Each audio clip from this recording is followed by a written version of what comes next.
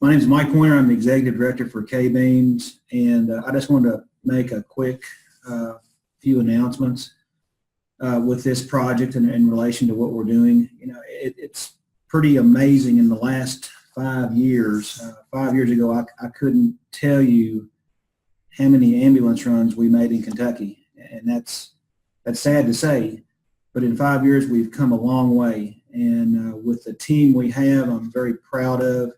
I can actually say, you know, we can go as far down in the weeds now as to say what incident happened on what street in Kentucky. It's phenomenal. With that program that we've initiated with the data collection and NEMSIS, that allows us to do a lot of things, and this project hopefully is a good pilot program. We're one of 2 states that's involved in this initial pilot program on the collection of data to see if it's a viable project for future use. So with that, you guys are a huge part of this, and this could be, you know, very fortunate for us in the future, and it could really help us out in the safety of our staff. So with that, I'll turn it back over to you, Drew. Thank you. You just heard from Michael Pointer, our Executive Director here at the Board of EMS. We'll also hear from our Data Coordinator, Monica Robertson, who is at the controls of the slide deck. I'm Drew Chandler. I'm the Data Administrator here at KBEMS. The high-level agenda for today's presentation, we've just completed the welcome of introduction and presenters. We're going over the agenda now. We'll be going over some project background, discussing current activity, planned activities that are on the horizon. We'll be taking questions, and we'll stick around in case there's anything after the presentation that you may want to discuss that is not being recorded. The objective of today's presentation is to educate EMS practitioners, service administrators, and other stakeholders in Kentucky about a pilot project our office, the Kentucky Board of Emergency Medical Services, is currently participating in with the National Institute for Occupational Safety and Health. As part of today's program, we are accepting questions by email to the address on your screen, kstars@kctcs.edu, and we will try to address each of those at the conclusion of the presentation. As has been mentioned, this is being recorded, so if you find yourself viewing this video after December 14th, 2017, you may or may not receive a response in a timely manner. So it's important to give the background of why we're here today. And the National Institute for Occupational Safety and Health, or NIOSH, is an arm of the Centers for Disease Control and Prevention. They serve as the federal authority responsible for conducting research and making recommendations for prevention of work-related injury and illness. Lieutenant Commander Groenwald is a PhD epidemiologist with the U.S. Public Health Service, and he is assigned to NIOSH. Dr. Groenwald is a Kentucky resident, and he's no stranger to Kentucky's public safety and emergency service community, as he's a nationally registered and Kentucky certified emergency medical technician himself. He lives in the Louisville area, and he is serving as the principal investigator and our office's liaison with NIOSH. He is unfortunately not able to be with us here today because he is quite literally out of the country on a public health service assignment. Dr. Groenwald and his colleagues found a deficiency in the surveillance of EMS community as a whole and identified the National EMS Information System, or NEMSIS, as a potential source for injury and exposure data. However, the national repository, that being the data that each state rolls up to a national database, lacks several key NEMSIS elements as well as geographic detail for their research. So to further investigate the viability of NEMSIS data, NIOSH is conducting this pilot study in 2 states, one of which being Kentucky. The pilot study involves delivery of patient de-identified data at a granular level, so call by call, from Kentucky to NIOSH for specific date periods along with this educational program of our preliminary findings. The email address is again at the bottom of the screen if you did not copy that prior, kstars@kctcs.edu. Continuing with our background theme, the first actionable activity related to EMS data in Kentucky is found way back in May of 2009. Between that time and August 2012, there were several false starts to a consolidated data collection effort. Different project managers, different softwares, and different leadership styles hampered efforts up through August 2012. At that time, in 2012, a full-time employee was tasked with leading our charge and was instrumental in setting the direction for what we know today as the Kentucky State Ambulance Reporting System, or KSTARS. Data submission became required with the passage of 202 KAR 7540 in August of 2013, citing the latest version of the National EMS Information System, or NEMSIS, standard. The regulation includes language about timeliness, the 15th of the following month, and a minimum continuity of care information be left at the hospital prior to crew departure. In June of 2014, Kentucky began its transition to NEMSIS version 3 by publishing a timeline with key milestones for ambulance services to make the move from an older version of NEMSIS, or in many cases, begin the use of electronic pre-hospital care reports for the first time. Version 3 became required here in January of 2016, and the legacy version 2 database was decommissioned and unavailable for any new collection activity. As of today's presentation, all ambulance services are reporting to KSTARS with regularity, with the exception of Louisville Metro EMS, who is continuing to use the old version 2 standard that we're unable to receive. It's important to note here the EMS data regulation specifically directs KBEMS to collect, maintain, and use data to assist ourselves as well as other state and federal agencies. Continuing with the background theme, we'll now talk about NEMSIS. NEMSIS version 3 contains a maximum of 585 data elements, and those unique to incident response and patient encounter are contained in what is known as the EMS dataset. Within the EMS dataset, there are 27 groupings of like elements. Those elements of most interest to NIOSH are contained in the E-Other group. The history of NEMSIS goes back a number of years since the origins of EMS in the 1970s. The need for information systems and databases has been well established in many industries, including pre-hospital emergency care.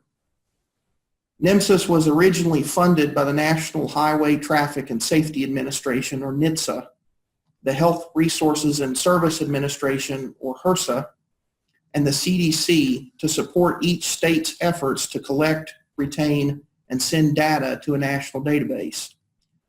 Prior to NEMSIS, state and local EMS systems varied in their ability to collect patient systems and data.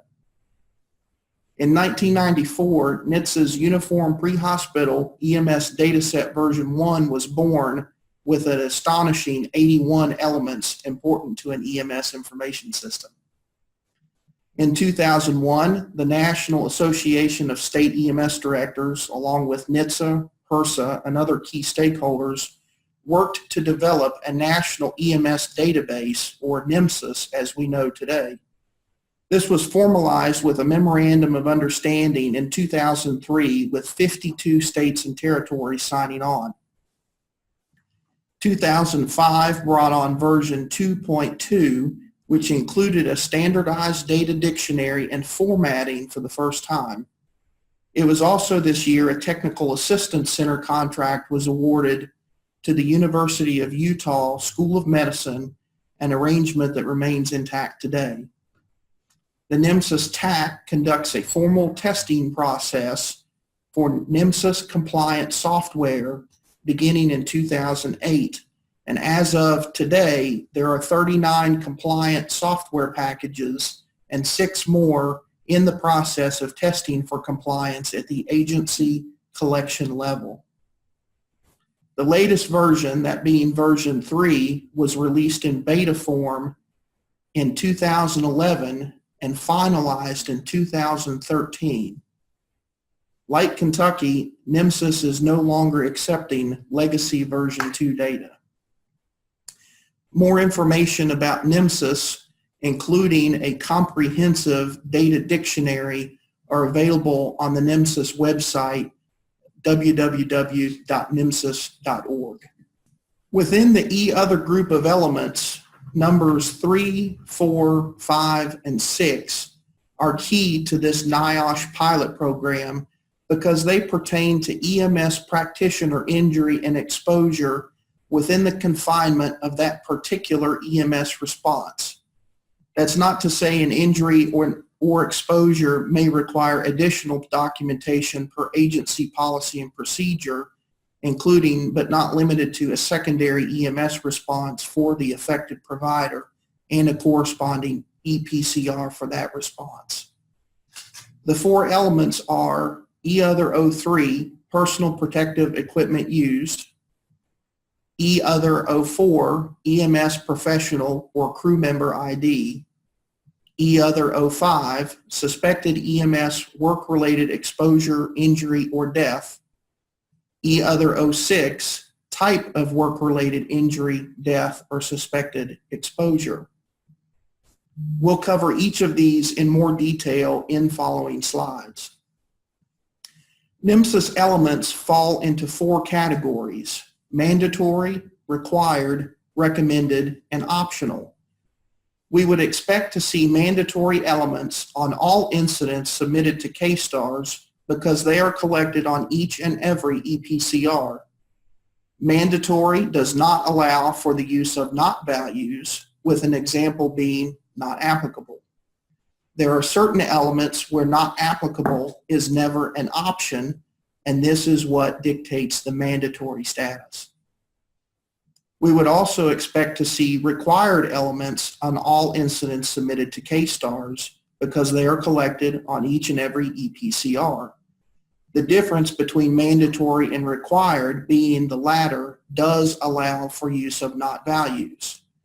Not values are different than pertinent negative values. We would also hope to see recommended elements and hope to see optional elements. For the purpose of this study and overall data quality improvement, the board voted in April to make each of these elements required in Kentucky with immediate effect. The E-Other 06, type of work injury related death or suspected exposure, is currently a recommended value. E-Other 05 is already a required value, and E-Other 03 and 04 are optional values. This is defined in the National Data Dictionary. And as I said, our board has voted to make each of these 4 elements required going forward. The first element key to this research is E-Other 03, personal protective equipment used. And this element is defined as the personal protective equipment which was used by EMS personnel during this EMS patient contact. As you can see from the chart on the slide, this is a multi-select value type of question. When the data is being collected and the provider gets to this question in their electronic software of choice, they are presented with each of these options.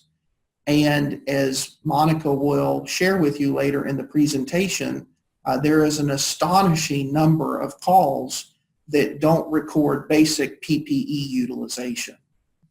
E-Other 04 is EMS professional crew member ID. And this is defined as the ID number of the EMS crew member associated with these elements, E-Other 03, 05, and 06. In Kentucky, the crew member ID is the provider's NEMSIS certification and/or license number. Other 05 is suspected EMS work-related exposure, injury, or death. This is defined as indication of EMS work-related exposure, injury, or death associated with this EMS event. Again, this is a multi-select list, and the options are in the chart on the slide.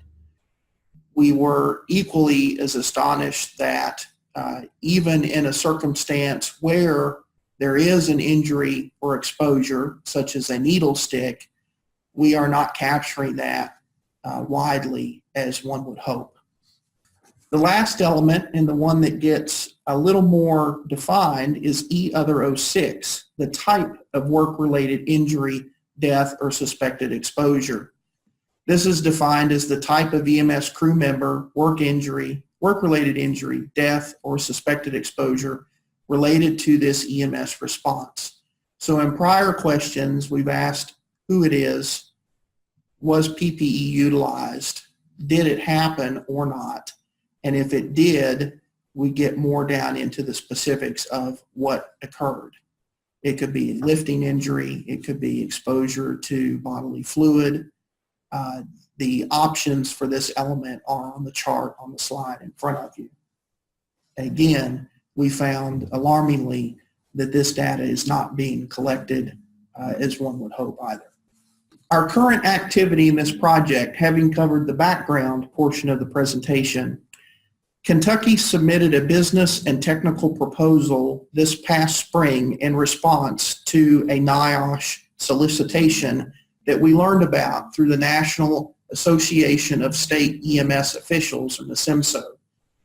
Through the application process, we developed an awareness that not enough was being done in this area for the EMS community, and we were pleased to be one of 2 states selected that in all likelihood are laying the groundwork for future research in our industry. The first period of performance began on June 16th and concludes roughly 2 weeks from now on December the 31st.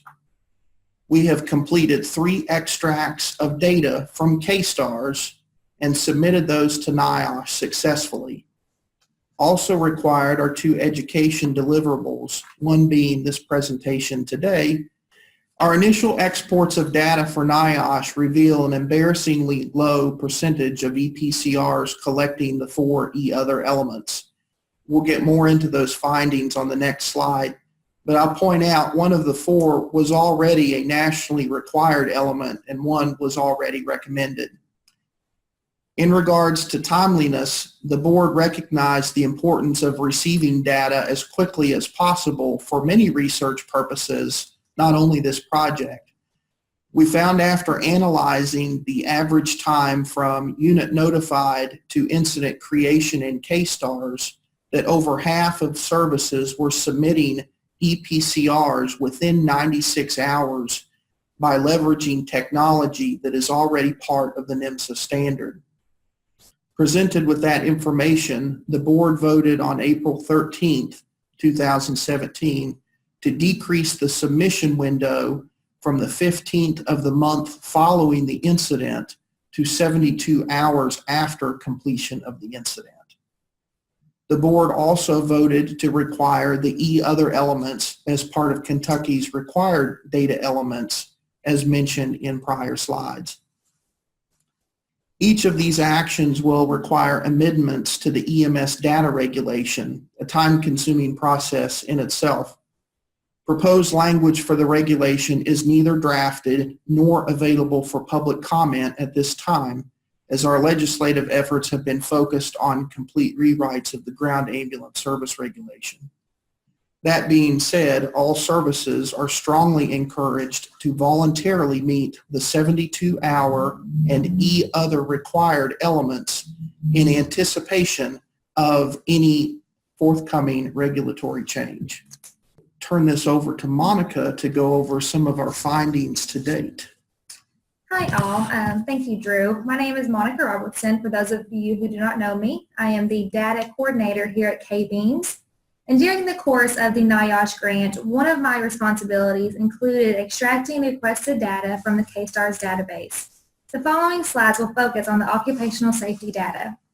The findings to date chart on the current slide shows a yearly percentage of incidents using E-Other 03, 04, 05, and 06.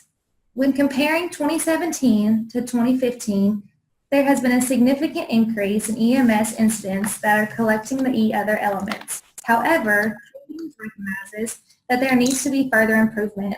KBEMS will continue to closely track the collection of these elements. Improving Kentucky EMS safety is imperative, and we believe that in order to do so, it is essential to track EMS practitioner injury and exposure in addition to our partnership with NIOSH. Now let's take a closer look at E-Other 03 data that has been collected from January 1st of 2017 to December 7th of 2017. Only 14% of all incidents reported to KSTARS collected data pertaining to personal protective equipment used by EMS during patient contact. Of the incidents who did collect E-Other 03, 90% selected that gloves were used during the EMS incident, and only 8% used both eye protection and gloves. The remainder of the data counts for less than 2% of the runs that collected E-Other 03. This data is not to say that EMS is not using personal protective equipment. EMS providers could be using the proper equipment, however, they are not submitting this data to the Kentucky EMS database. The table on the left displays the top 10 most used PPE, and the pie graph on the right displays the top 5. Looking at work-related injury, death, or suspected exposure, only 11% of all incidents reported to KSTARS between January 1st, 2017 and December 7th, 2017 submitted data for element E-Other 06. The vast majority of these entries selected none or other for the type. Of those incidents where an EMS provider experienced a work-related injury, death, or suspected exposure, the majority was due to airborne exposure or exposure to bodily fluid. Now I'm going to hand it back over to Drew. The prior slide is alarming because it reflects death of EMS personnel 14 times. And I am not aware of any line of duty deaths that occurred since January the 1st. So clearly we have some data quality issues in the KSTARS database. That one is a glaring issue that we should look collectively to rectify together. So we've talked about project background, we've talked about what we've done to date, and where are we going from here?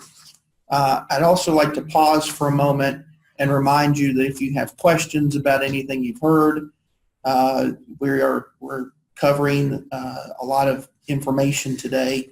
We will gladly take your questions by email to kstars@kctcs.edu.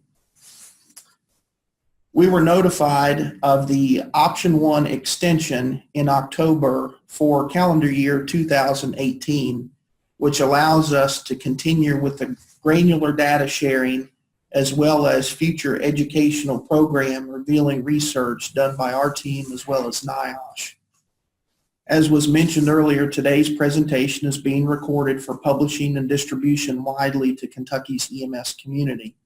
Our office will step up awareness efforts of national and state required mandatory and required elements, including those in the E-Other group identified earlier in this presentation.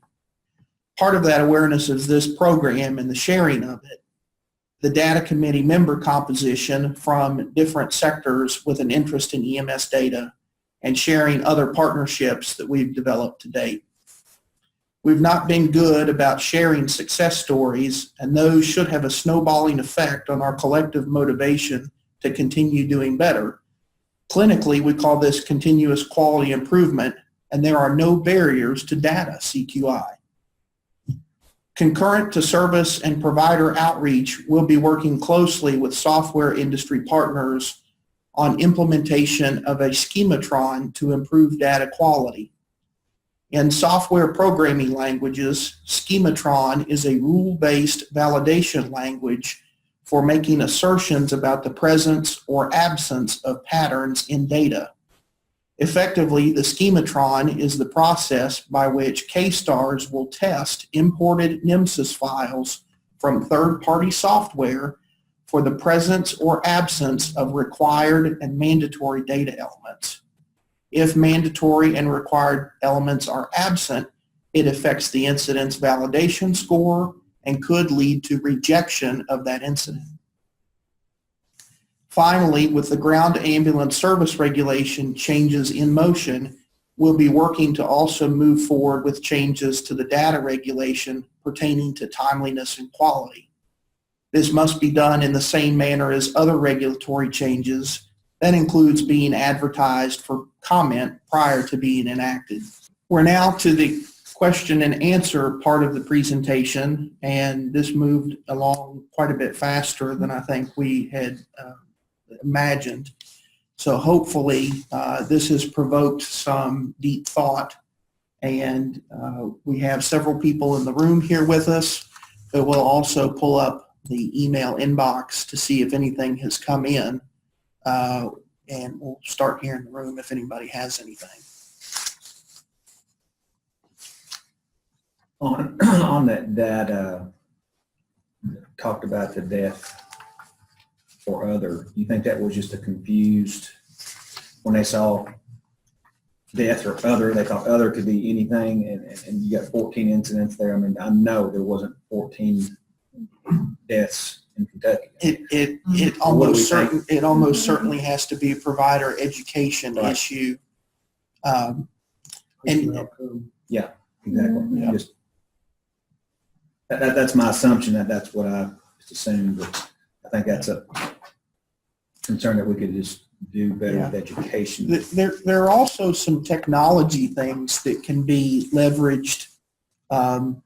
BSI seen safe is the mantra that we're all taught.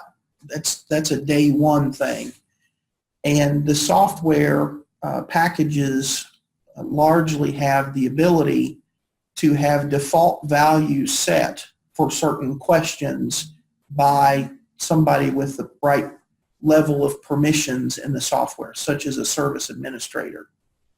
So I think we could take before the data committee looking at these other elements as well as others and make recommendations to service administrators and the software industry partners that for every call where there's a patient encounter, we should automatically document some of the PPE as an example. Now, where you get into trouble setting default values, if you were to have an exposure situation occur and the software automatically documents that PPE was used, but in fact PPE was not used, there could be some liability and legal ramifications on behalf of the service because that question may prompt a provider to don gloves, goggles, and other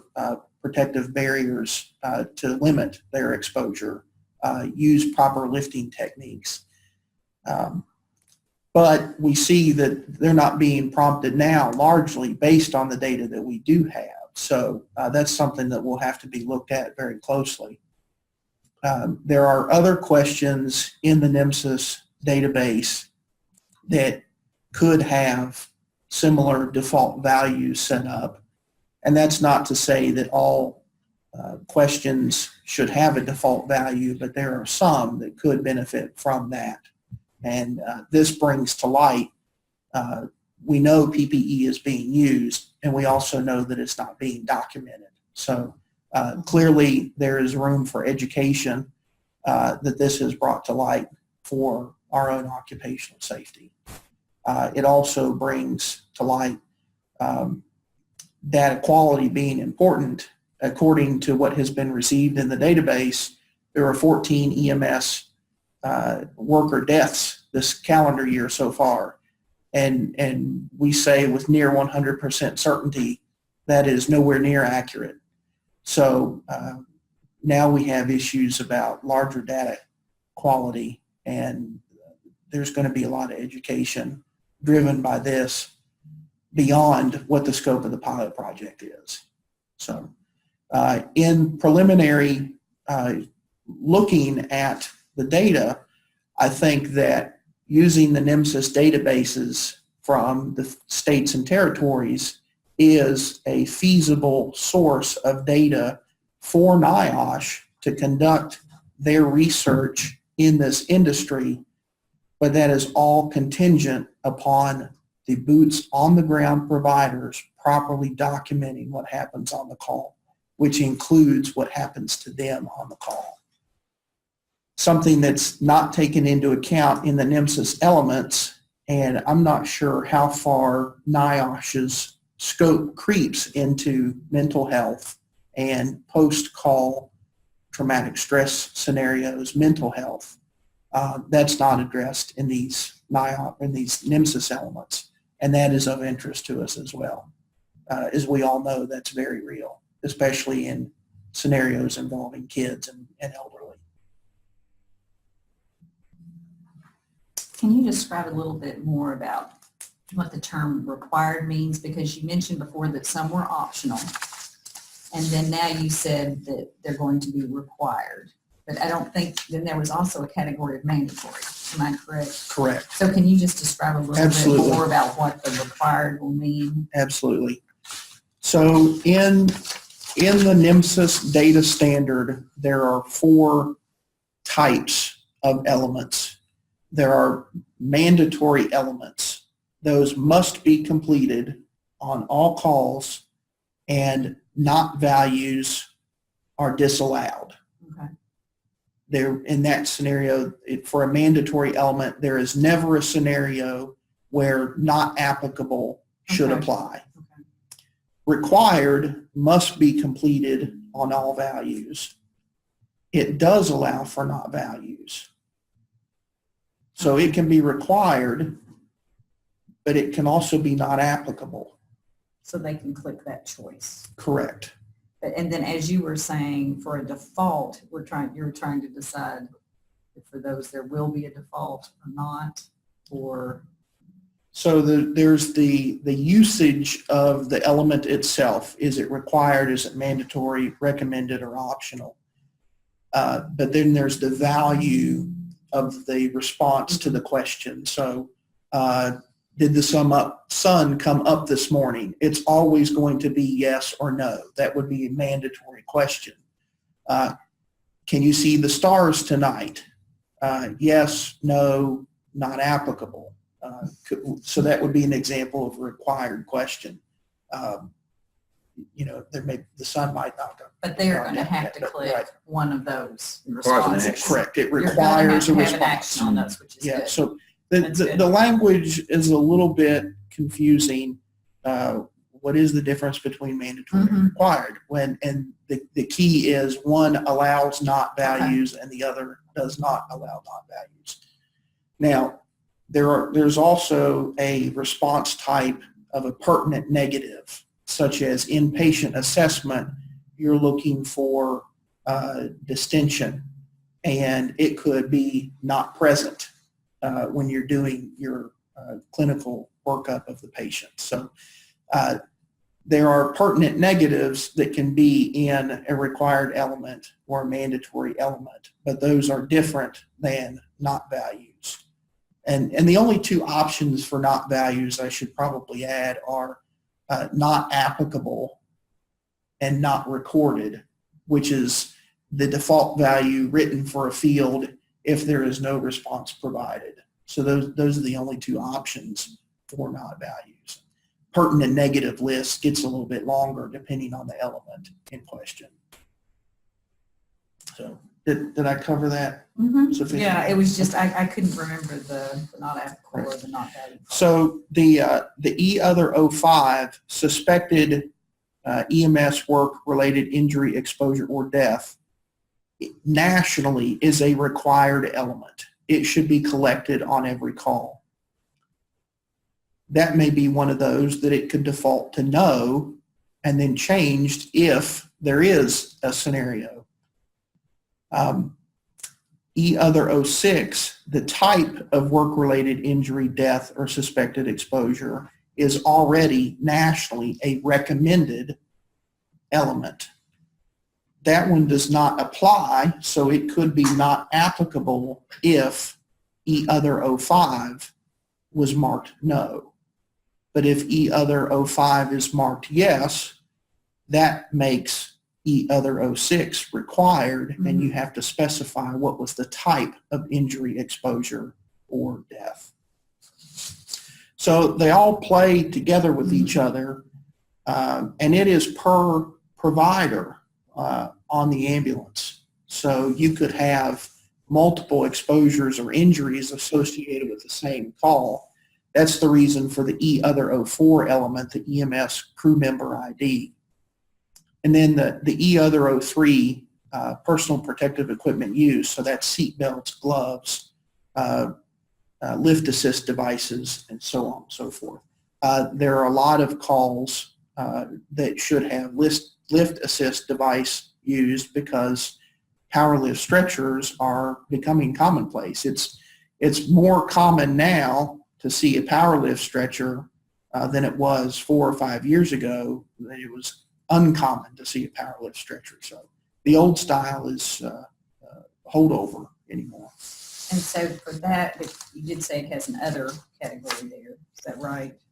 Or is it just what's on that list? So E other 03, the options on that one are much more limited. It talks about protective suit barriers, eye and mask protection, a positive air purification respirators, reflective vests, so highway incidents. There's EMS is actually the lowest trained occupation for highway safety incidents. That's according to NHTSA and the Federal Highway Administration. There's also a response for the personal protective equipment of helmet. So EMS people tend to be clumsy. So they've got defined category. They don't have an other. There is an other option, but I can't think of a scenario where PPE would go beyond eye protection, head protection, body protective barriers, gloves, and respiration. Would reflective vest fall into that category? It's actually an option in the list.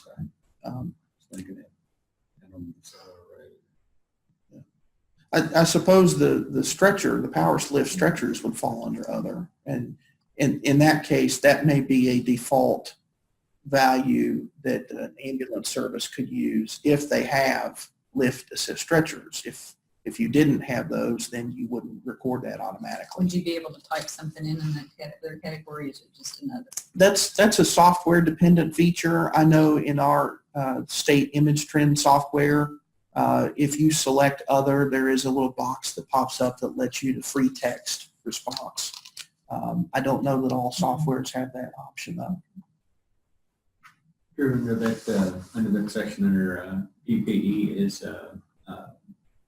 as far as the safety of personnel, is a bulletproof vest an option underneath under that section or no? It is not one of the existing options, but that has come up.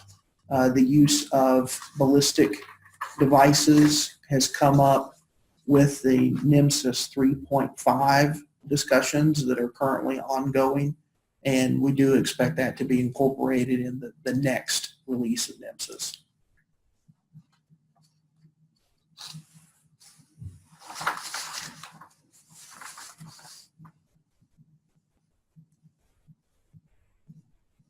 We haven't received any email questions, it appears.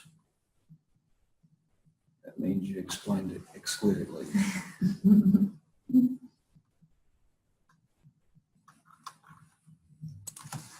Tell us again about the pilot period. When's the period? So the pilot period began in June and it runs through the end of this month. And we were notified in October of the option year 1 extension, which takes the period of performance into 2018. So we'll be continuing to supply Dr. Groenwald and his team with granular data and hope to, in the first quarter, also send them comprehensive. So every ambulance service in the state would make it to the NIOSH team for their research, and also ours. So I just want to add that I had no idea exactly what NIOSH did. You know, I've been involved with some NIOSH projects before, and not just EMS, but you take any professional trade that is out there, and they have teams of people that look for ways to make our work safer. And I was surprised that in our field that has not been done yet. And so Dr. Groenwald and his team have a significant interest in surveilling the EMS profession. And at this time, it looks like they may be on to a viable source for that information, plus other sources of information that they have. So I think that we're really fortunate to be in the position to help them out. I think it's a matter of convenience, his proximity in the Cincinnati office to where we are here in Lexington to be able to participate. Although I don't know that contributed to us being selected, but I know it's certainly been convenient for him being able to come and sit with us face to face on more than one occasion. But this is much needed, and we had discussed internally, even if we weren't selected for this project, that we needed to do some education. We've already been working significantly with the Federal Highway Administration's Traffic Incident Management Program, having one of their traffic incident managers train the trainer hosted here and try to get more EMS professionals through that program. The tow operators have more people trained on highway incident safety than EMS. So there's still a lot of work to do there as well. And hopefully we can leverage and combine some resources to get the word out about this and a number of other things.